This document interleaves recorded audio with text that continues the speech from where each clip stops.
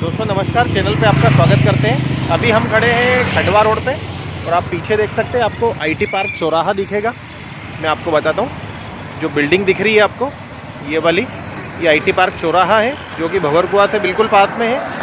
और वहाँ से खंडवा रोड पे चलते हैं तो अभी इस रोड पे नया पूरा काम हुआ है। यहाँ पे पूरा ग्रीन बेल्ट बनाना बाकी है और यहीं पे आता है श्री स्वामीनारायण मंदिर। तो अब हम आज आए हैं आपको स्वामीनारायण मंदिर लेके,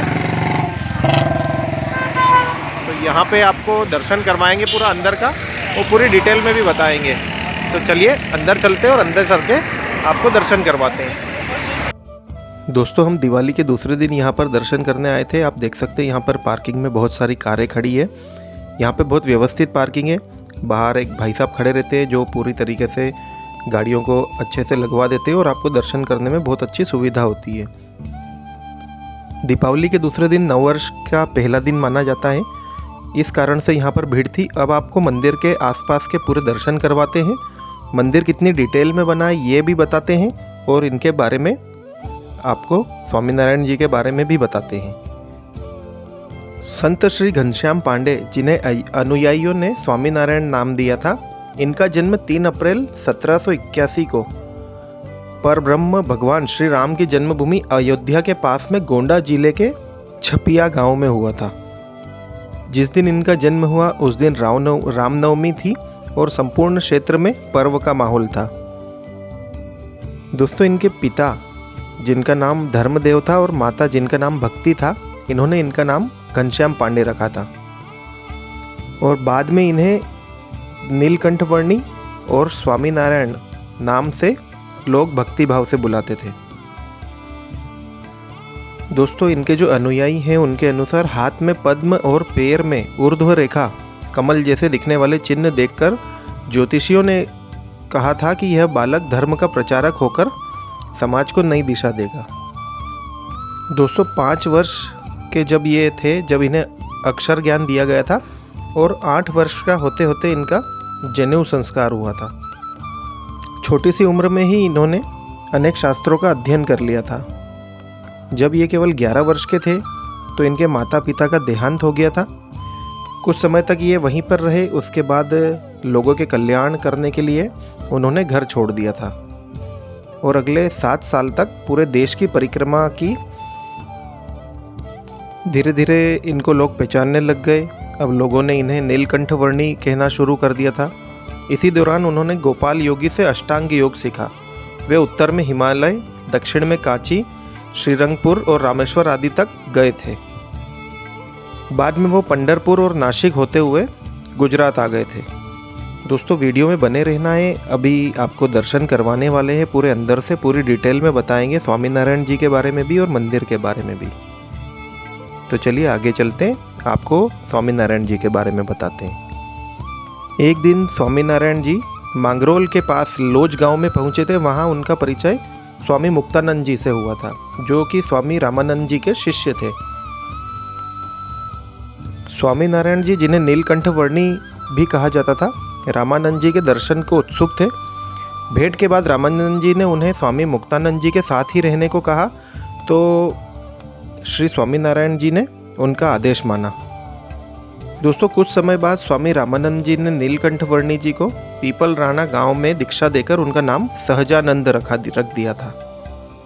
1 साल बाद जैतपुर में उन्होंने सहजानंद को अपने संप्रदाय का आचार्य पद भी दे दिया था। इसके कुछ समय बाद स्वामी रामानंद जी का शरीरांत हो गया। अब स्वामी सहजानंद जी ने गांव-गांव घूमकर सबको स्वामीनारायण मंत्र जपने को कहा था। उन्होंने निर्धन सेवा को लक्ष्य बनाकर सब वर्गों को अपने साथ जोड़ा। इससे उनकी ख्याति सब तरफ फैल गई थी। वे अपने शिष्यों को 5 व्रत लेने को कहते थे। इसमें मांस, मदिरा, चोरी, व्यभिचार और त्याग तथा स्वधर्म के पालन की बात होती थी। दोस्तों जैसे ही आप मंदिर में आते हैं वैसे ही आपको श्री हनुमान जी के दर्शन होते हैं और इन्हीं के ठीक सामने श्री गणपति जी के दर्शन होते हैं। तो चलिए अब और आगे आपको स्वामीनारायण जी के बारे में बताते हैं। दोस्तों स्वामीनारायण जी ने जो नियम बनाए थे वे स्वयं भी उसका कठोरता से पालन करते थे। उन्होंने यज्ञ में हिंसा, बलि प्रथा, सती प्रथा, कन्या हत्या, भूत बाधा जैसी कुरीतियों को बंद करवाया था। उनका कार्य क्षेत्र मुख्यतः गुजरात ही रहा था। प्राकृतिक आपदा आने पर वे बिना भेदभाव के सबकी सहायता करते थे। इस सेवा भाव को देखकर लोग उन्हें भगवान का अवतार मानने लगे थे। स्वामीनारायण जी ने अनेक मंदिरों का निर्माण करवाया था। इनके निर्माण के समय वे स्वयं सबके साथ श्रमदान करते थे। उन्होंने अपने कार्यकाल में अहमदाबाद, मूली, भुज, जेतपुर, धोलका, धोलेरा और जूनागढ़ में भव्य शिखरबद्ध मंदिरों का निर्माण किया था। इन मंदिरों में स्थापत्य कला का अद्भुत नमूना मिलता है। आप देख रहे हैं इंदौर का भी मंदिर। ऐसे मंदिर आपको देश से लेके विदेशों में और भारत के अधिकतर शहरों में मंदिर मिलेंगे और सभी इसी तर्ज पर बनाए गए हैं। इतने ही सुंदर मंदिर है, इतनी अच्छी नक्काशी की हुई है कि आप यदि वहाँ पर घंटों देखते रहें तो भी आपका मन नहीं भरता है। इतना सुंदर मंदिर है। तो चलिए अब अंदर चलते, अंदर चल के आपको दर्शन करवाते हैं और यहाँ पे आरती हो रही है, उसके बारे में भी आपको बताएंगे। दोस्तों, धर्म के प्रति इसी प्रकार श्रद्धा भाव जगाते हुए स्वामीनारायण जी ने गुणतीनानंद स्वामी को अपने आध्यात्मिक उत्तराधिकारी के तौर पर उनकी नियुक्ति की थी। दोस्तों, 1 जून 1830 को इनकी मृत्यु हुई थी। आज इनके अनुयायी विश्व भर में फैले हुए हैं। वे मंदिरों को सेवा व ज्ञान का केंद्र बनाकर काम करते हैं। दोस्तों, जो आप मंदिर के दर्शन कर रहे हैं इंदौर में खंडवा रोड पर स्थित है। आप भंवरकुआं चौराहे से IT पार्क चौराहा और उसके बाद यहाँ तक पैदल भी आ सकते हैं। भंवरकुआं चौराहे से मुश्किल से 1 से 1.5 किलोमीटर इसकी दूरी होगी। आप यहाँ आइए, मंदिर के दर्शन करिए, बहुत अच्छा लगेगा आपको। दोस्तों, जो स्वामीनारायण जी के अनुयायी हैं, यह इन्हें श्री कृष्ण जी का अवतार भी मानते हैं, क्योंकि इन्होंने बहुत अच्छे अच्छे कार्य किए हैं इनके जीवन में।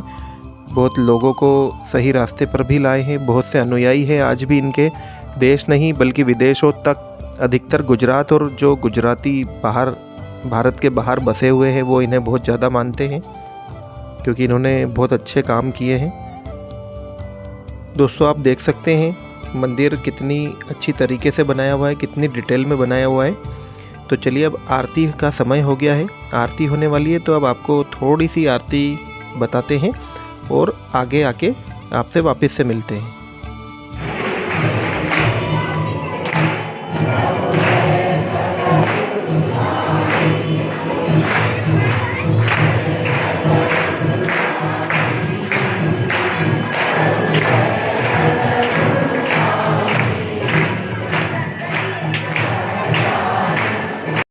दोस्तों, जब हम यहाँ पर आए थे, जब यहाँ के पट बंद थे, उसके बाद यहाँ पर पट खुले, फिर आरती हुई। यहाँ पर महिलाओं और पुरुषों को अलग अलग बैठाया गया था। पुरुष आगे की ओर बैठे थे, महिलाएं पीछे की ओर बैठी थी। आप दर्शन कर सकते हैं। यहाँ पर 56 भोग का इन्हें भोग भी लगाया गया है, 56 भोग। जैसा कि मैं बता रहा हूँ आपको कि महिलाएं पीछे की ओर बैठी थी, पुरुष आगे की ओर बैठे थे। अभी पुरुषों का दर्शन यहाँ पर हो रहा है। पुरुष सभी दर्शन करके बाहर हो जाएंगे, फिर महिलाओं का नंबर आएगा। और ये जो तस्वीरें आप यहाँ पर देख रहे हैं, ये इनके जीवन में जो इन्होंने अच्छे अच्छे कार्य किए और जो इन्होंने चमत्कार किए हैं स्वामीनारायण जी ने, इसके बारे में बताया गया है। आप देख सकते हैं चारों ओर यहाँ पर तस्वीरें इनकी लगी हुई है। जो जो इनके चमत्कार इन्होंने पूरे जीवन में बताए हैं और लोक सेवा में इनका जीवन निकला है, उसी के बारे में यहाँ पर पूरा डिटेल में बताया गया है। मंदिर बहुत अच्छा डिटेल में बना है। आप इंदौर में रहते हैं तो यहाँ पर ज़रूर जाइए, और आप बाहर से भी आते हैं तो इस मंदिर को ज़रूर यहाँ पर आके दर्शन करिए, बहुत अच्छा लगेगा आपको। ये आप स्वामीनारायण जी के दर्शन कर रहे हैं। इन्हीं के साथ में यहाँ पर लक्ष्मी नारायण जी और श्री कृष्ण जी, राधा जी के भी दर्शन होते हैं। यहाँ पर मंदिर में बाहर से आप देखते हैं तो कुल 5 बड़े गुम्बद दिखते हैं और 2 छोटे गुम्बद दिखते हैं। तो दोस्तों, यहाँ पर आइए, दर्शन करिए, और वीडियो आपको अच्छा लगा है तो प्लीज़ उसे लाइक करें। अच्छा लगता है दोस्तों के साथ शेयर भी कर सकते हैं, और चैनल पर यदि आप नए हैं तो उसे सब्सक्राइब कर लीजिए, क्योंकि हम इसी तरीके की वीडियो आपको दिखाते रहते हैं। इंदौर और इंदौर के आसपास नई नई जगहों पर आपको ले जाते रहते हैं। तो मिलेंगे किसी ऐसी अच्छे से वीडियो में। अगला वीडियो भी बहुत अच्छा होने वाला है। इंदौर के ही एक और मंदिर में आपको ले जाएंगे। मिलते हैं ऐसे ही अच्छे से वीडियो में। तब तक के लिए जय श्री स्वामीनारायण।